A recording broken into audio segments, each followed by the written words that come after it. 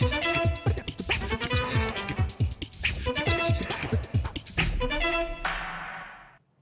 and welcome to the France 24 interview. Today, my guest is a parliamentarian from Yemen, Professor Najib Hanem, a member of Yemen's official opposition from the Al-Islah Party, but also now from the Joint Meeting Parties, an umbrella coalition of opposition movements in Yemen. Professor Hanem, thank you very much for being with us here on France 24. Thanks for calling me, thanks. Now, we've seen anti-regime protests in Yemen for 6 months now. Do you believe that a resolution to the deadlock is coming anytime soon? Yes, we are sure, we are guaranteed that the solution will be coming soon. Could be within this month.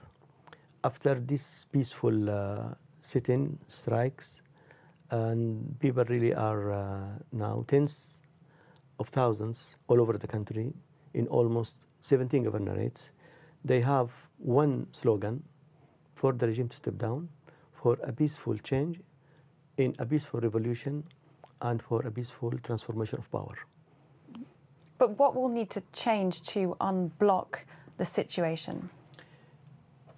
You know, Saleh regime till now insists that he shouldn't step down, despite the huge demonstrations, despite that protesters all over the country and saying just one voice: we want to change via these peaceful strikes and sit-in squares. So, I mean, but at the end of the day, we will achieve this objective goal and we will get it, the change in Yemen for peaceful, for change, for justice, for fair distribution of wealth in Yemen. Well, President Saleh has vowed that he will return to Yemen. He's been in Saudi Arabia, of course, for medical treatment. We've heard other reports that he won't return. What do you believe will happen? Will President Saleh come back to Yemen, and what would that mean for the country? We don't think that in these days he will be able to come to Yemen. Still, he is suffering from the previous, attack. And whatever, I mean, he is going to make any decision. What we think that it will be, implemented into reality, that people will achieve their goal, we will get change, and we will see the declaration of the victory of our revolution, of our peaceful revolution in Yemen. Whether Saleh decide to stay in Saudi or to go outside or elsewhere, this will not affect the scenario of change in Yemen, which is going to be achieved soonest.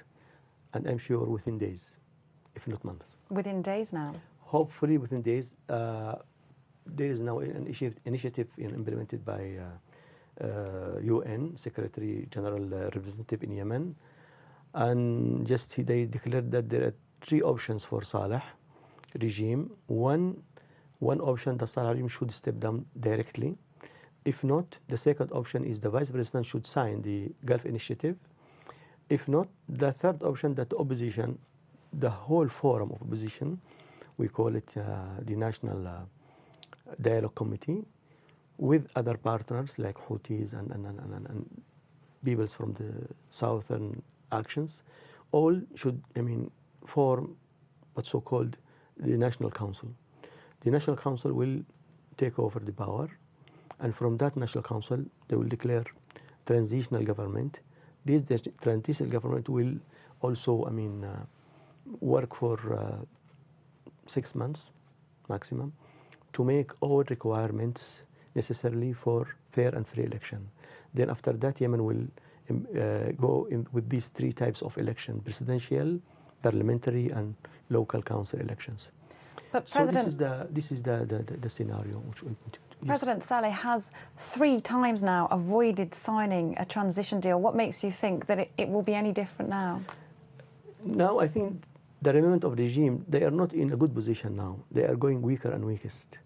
And the revolution and pro-followers of the change in Yemen, they are coming stronger and stronger. So we make use of the time, and the time is in favor of us.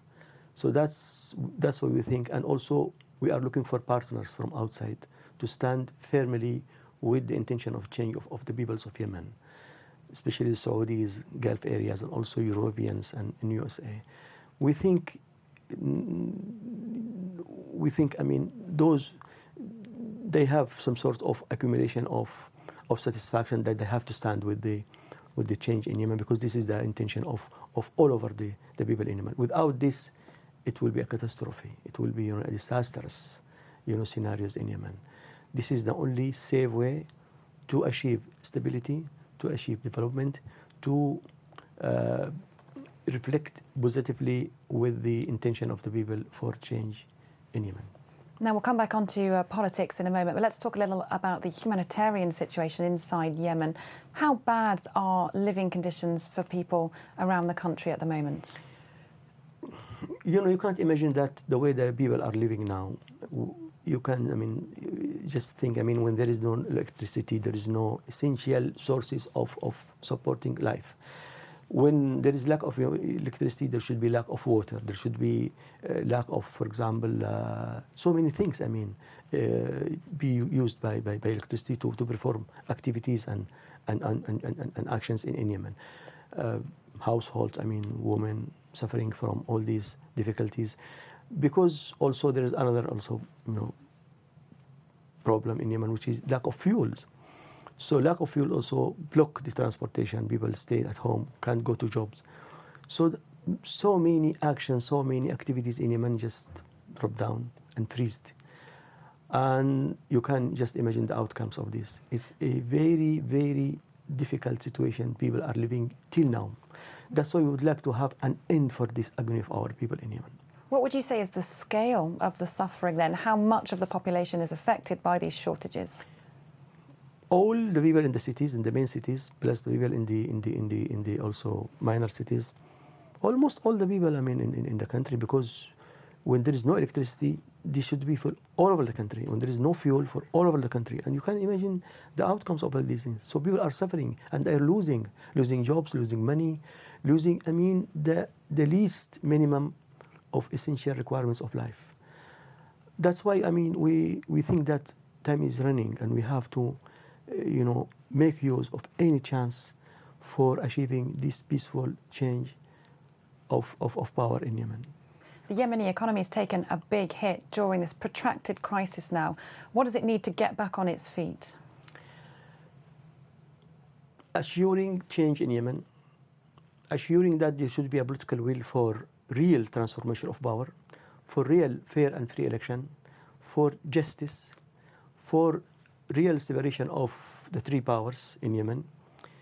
So this is small items, and I think nobody will say to us that this is wrong, it's not right items. So we are, in integration with the others, with the international community about all these objectives, all these, subjects. So once we can achieve change, at the second day, we sure that Yemen will start a very good steps towards stability, towards real development, and towards to be a positive part in the international community. Now, even in the past few days, we have seen violent clashes in parts of Yemen.